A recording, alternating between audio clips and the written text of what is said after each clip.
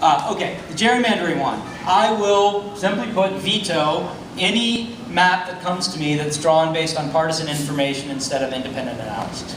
It just should be that simple.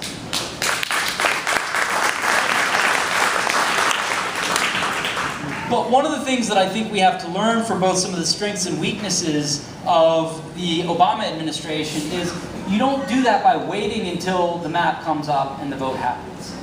You have to go out and barnstorm the state for 2 years and make the case and turn up the heat on any official Democrat or Republican who's standing in the way of that gerrymandering happening. And Virginia has been doing that. It's been incredibly impressive, and I don't just say that because my mom is part of the organization.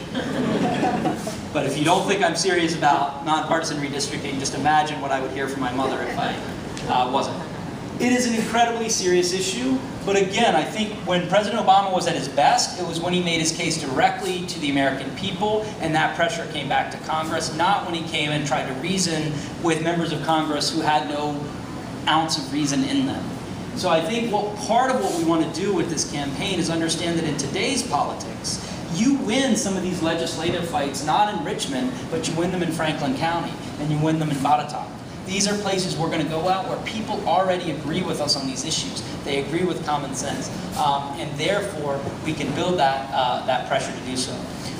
In the first 100 days, I think the priorities, of course, will be to finally get through a budget that invests in education, that tries to make, it's okay, you can clap for education, that tries to create greater pathways for people into trades and career and technical programs, and that tries to make sure Virginia is on the cutting edge of the clean energy jobs of the future.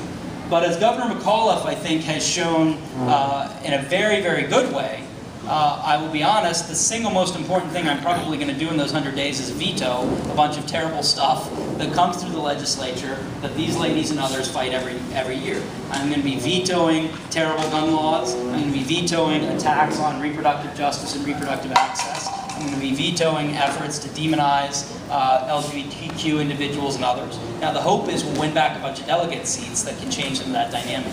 But we have to be not just a firewall against the hate we see from Washington, but a firewall we see, unfortunately, from a heavily gerrymandered legislature. We'll take one more and then